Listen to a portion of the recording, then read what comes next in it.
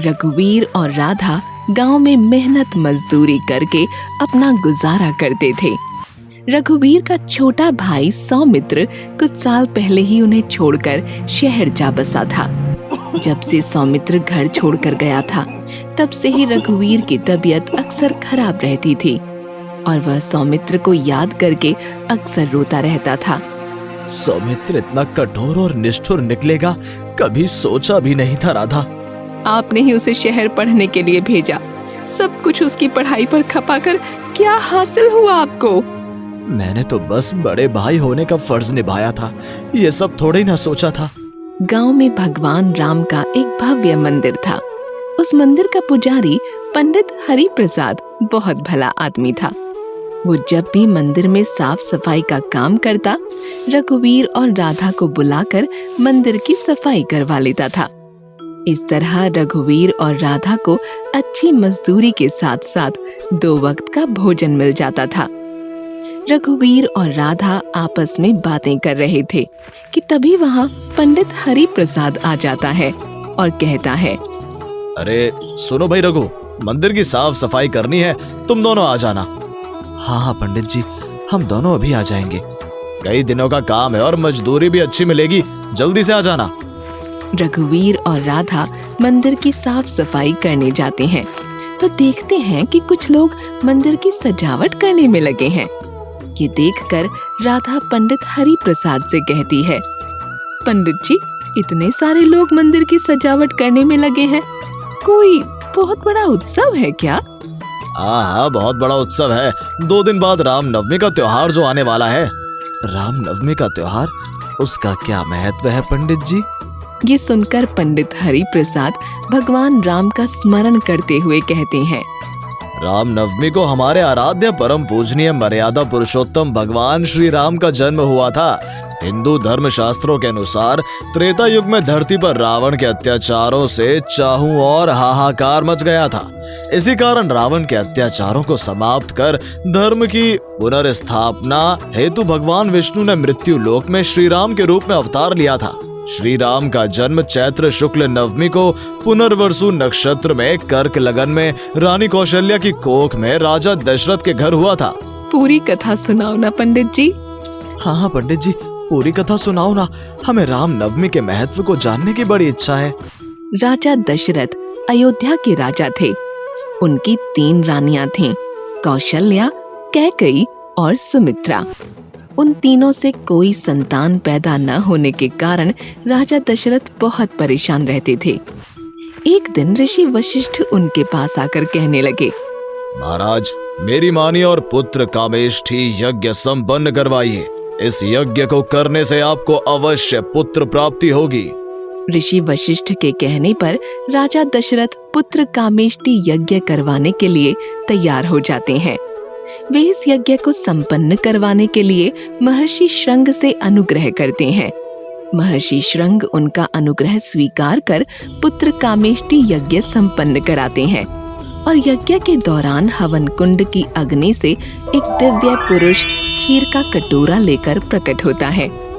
महर्षि श्रंग खीर की एक-एक कटोरी तीनों रानियों को देते हुए कहते हैं, आप तीनों ये खीर को खा लेना, इसे खाने से आप तीनों की गोद अवश्य भर जाएगी। राजा दशरथ की तीनों रानियां वह खीर खाने से गर्भवती हो जाती हैं और फिर 9 मास बाद तीनों रानियां 4 पुत्रों को जन्म देती हैं। बड़ी रानी कौशल्या श्री राम को, कैकई भरत को और सुमित्रा लक्ष्मण और शत्रुघ्न को जन्म देती है। नील वर्ण चुंबकीय आकर्षण वाले अत्यंत तेजोमय परम कांतिवान और सुंदर बालक राम की अद्भुत छवि देखकर सभी हैरान रह जाते हैं। कैसा अद्भुत है राम! महारानी कौशल्या तो बड़ी भाग्यवती हैं। राम की सुंदरता के सामने तो हर सुंदरता फीकी लगती है। दशरथ के घर अद्भुत स्वरूप में विष्णु भगवान के श्री राम के रूप में अवतार लेने पर राजा दशरथ की अयोध्या में उत्सव मनाया जाता है। आनंद गान होने लगता है, गंधर्व गान करते हैं, स्वर्ग की अप्सराएं नृत्य करती हैं और समस्त देवता विमानों से पुष्प वर्षा करने लगते हैं। यह दृश्य देखकर राजा दशरथ की प्रसन्नता का पार नहीं रहता। लगता है मेरे पुत्रों के जन्म से समस्त सृष्टि उत्सव मनाने लगी है। राम कोई साधारण बालक नहीं है राजन, वो तो साक्षात श्री हरि का स्वरूप है। इसी कारण उनके जन्म में समस्त सृष्टि उत्सव और आनंद की लय में मग्न हो गई है। भगवान राम के जन्म की कथा सुनकर रघुवीर और राधा दोनों को अपने मन में अपार आनंद की अनुभूति होती है। दोनों को ऐसा लगता है कि मानो वो भी उस आनंद उत्सव का हिस्सा हो। राधा तो प्रभु राम के दर्शन करने के लिए उतावली सी हो उठती है। पंडित जी, क्या भगवान श्री राम अपने भक्तों को कभी दर्शन भी देते हैं? मन में शबरी के समान सच्चा भक्ति भाव हो और भक्त राम को सच्चे मन से पुकारे तो उनके दर्शन दुर्लभ नहीं है। पंडित जी, ये भी तो बताइए कि रामनवमी का हम राम भक्तों के लिए क्या महत्व है? ये सुनकर पंडित हरि प्रसाद रामनवमी का महत्व बताते हुए कहते हैं, रामनवमी के दिन व्रत रख विधि विधान से भगवान राम की पूजा अर्चना करने से घर में समृद्धि आती है और मनोवांछित फल की प्राप्ति होती है। कहते हैं इस दिन भगवान राम उनके पूजने वाले हर भक्त के घर भी अवश्य आते हैं। रघुवीर और राधा रामनवमी के इस महत्व के बारे में जानकर बहुत खुश होते हैं। रघुवीर मन ही मन सोचता है, मैं रामनवमी का व्रत कर भगवान राम से प्रार्थना करूंगा कि वो मेरे भाई सौमित्र को सद्बुद्धि दे ताकि वो मुझ गरीब के पास लौट आए। उधर रामनवमी की कथा सुनने के उपरांत राधा तो भगवान राम की शबरी के समान भक्तिनी ही बन गई थी। उस पर तो बस एक ही धुन सवार थी, जब राम जी शबरी के घर आ सकते हैं तो मेरे घर भी तो जरूर आ सकते हैं। मेरी भक्ति और आस्था उनको मेरे घर पधारने के लिए अवश्य विवश कर देगी। हाँ। उस दिन के बाद रघुवीर और राधा सब काम छोड़कर राम की भक्ति में लीन हो जाते हैं। रामनवमी के दिन दोनों व्रत रखते हैं और विधि पूर्वक पूजा अर्चना करते हैं। राधा तरह तरह के फल और मिठाइयाँ लेकर एक थाल में सजाती है। उसे फल और मिठाइयाँ सजाते देख रघुवीर कहता है, तुम फल और मिठाइयों का थाल किसके लिए सजा रही हो राधा? अपने श्री राम के लिए, और किसके लिए? देखना, आज श्री राम हमारे घर अवश्य आएंगे। राधा, ये कलयुग है भाई।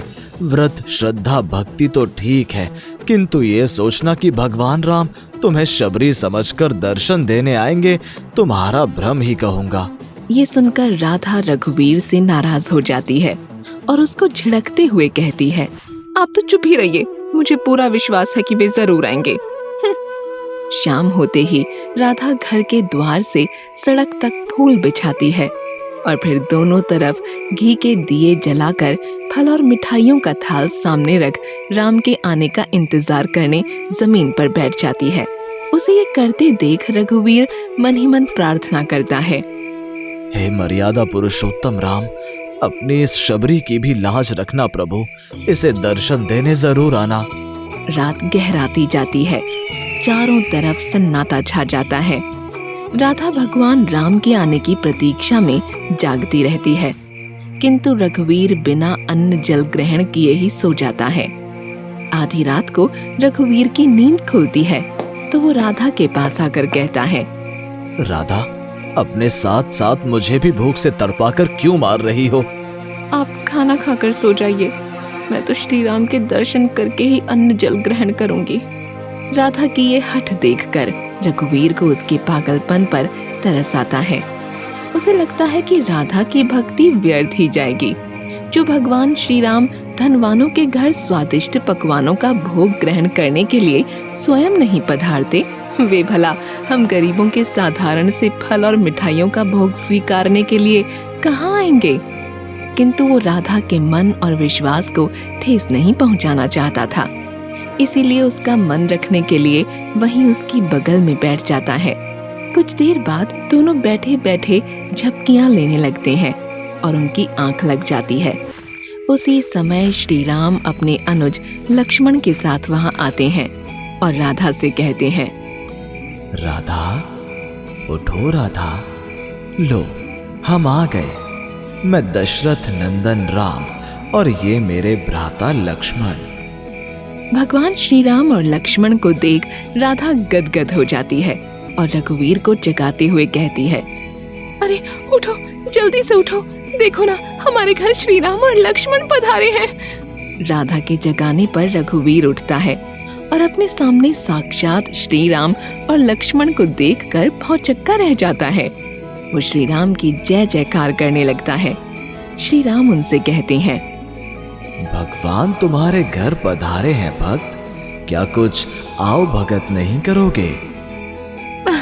प्रभु, हम गरीबों के पास जो भी है वही आपके भोग के लिए समर्पित है।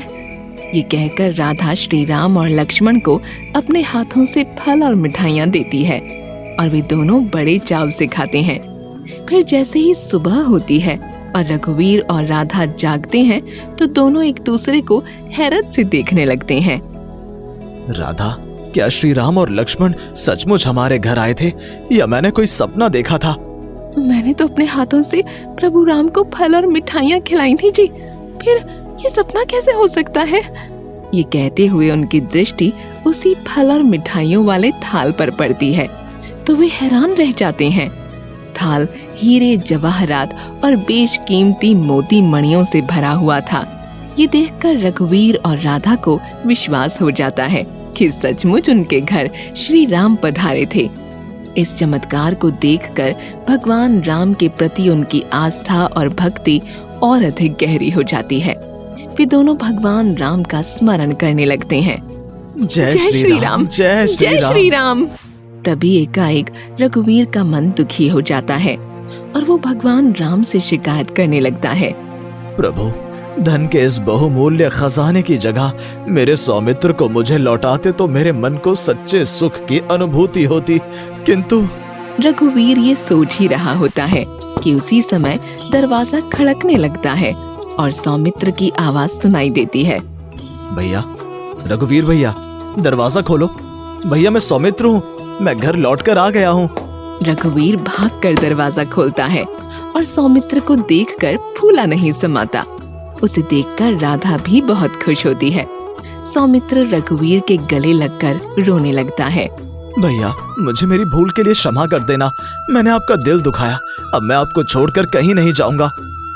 सौमित्र की ये बात सुनकर रघुवीर भगवान राम का स्मरण करते हुए मन ही मन उनका धन्यवाद प्रकट करते हुए कहता है, हे मर्यादा पुरुषोत्तम राम, आपकी कृपा से तो मेरा जन्म ही सुधर गया, मेरा भाई मुझे मिल गया। बस इतनी कृपा करना कि प्रभु ये आपके लक्ष्मण जैसा भाई बनकर दिखाए। उस दिन के बाद सौमित्र सचमुच लक्ष्मण जैसा भाई साबित होता है। प्रभु राम की कृपा से उनके घर धन का भंडार तो भर ही गया था।